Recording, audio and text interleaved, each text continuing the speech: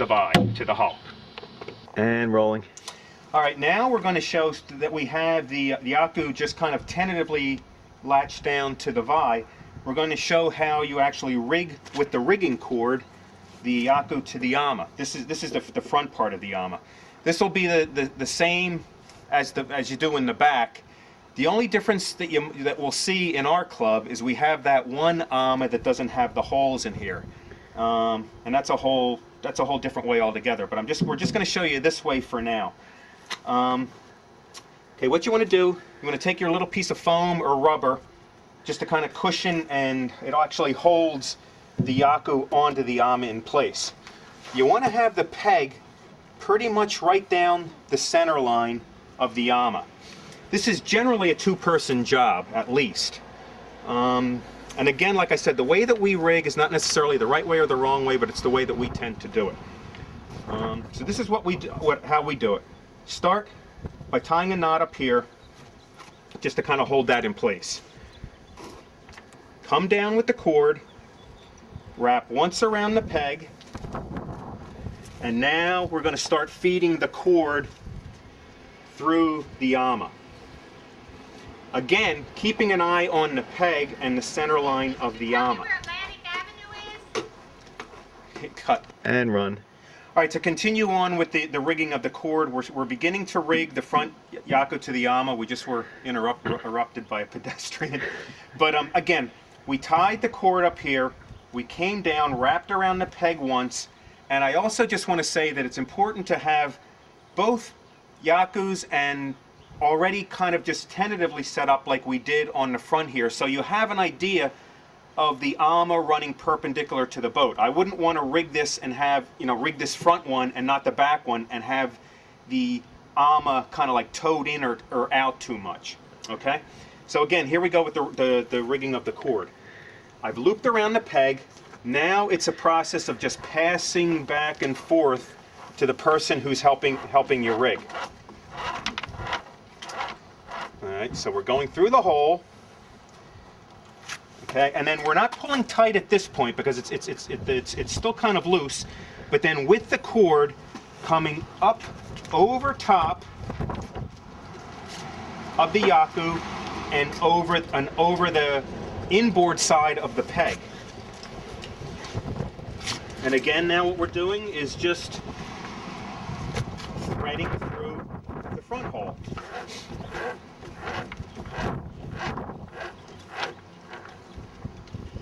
Okay. Again, coming up, starting to pull it tight, but making sure that the peg is staying along the center line. And again, coming back over the inboard side of the peg. And if Kenny can show this closely, you want to run on the outside of the first row of cord. Okay, this is an important part.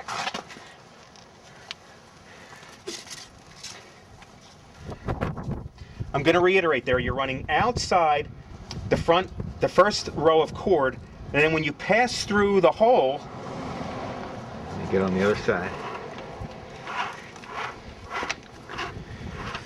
What's happening is the cord is crossing over itself in the hole of the Yama, because now what you're doing is you're coming up on the outside, or I'm sorry, on the inside of this piece of cord, if you can see that.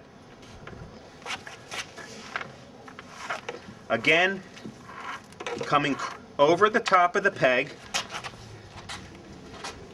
pulling tight, again coming down on the outside of the cord. Whoops.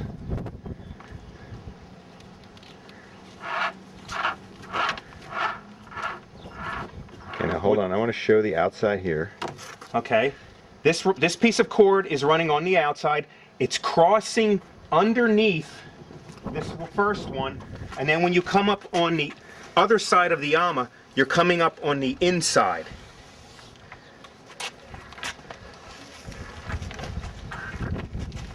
Again, draping it over the inboard side of the peg. So it's kind of creating a crisscross pattern on the inboard side of the peg. So we're going to keep doing this. So the person that's helping, for the first couple of wraps, you really need to make sure, like Drew said, that the peg is on the center of the ama and that you're holding the ama and the yaku steady. But once you get a couple of wraps, then the person helping can help more pull the cord.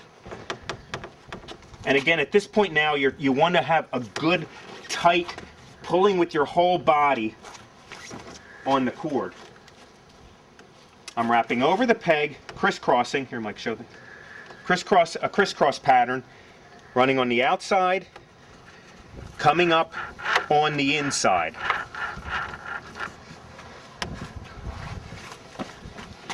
Here, you pull on that side like you would do. Now Mike is pulling on the inside. This is what the inside person will do. And again, I'm making sure that we're staying on the midline. Coming up on the inside. Again, crisscrossing over the peg. This is our 4th row. We're starting our 4th row.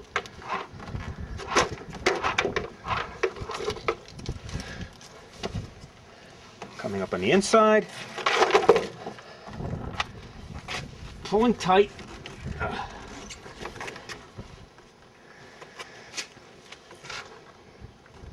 Passing through the hole. Okay, now what we're going to do, we have 4 rows, except for this one has 3, but what we're going to start to do now is we're going to start to cinch the whole thing tight. You can have 3 rows, 4 rows, 5 rows. We tend to go with this 4-row configuration.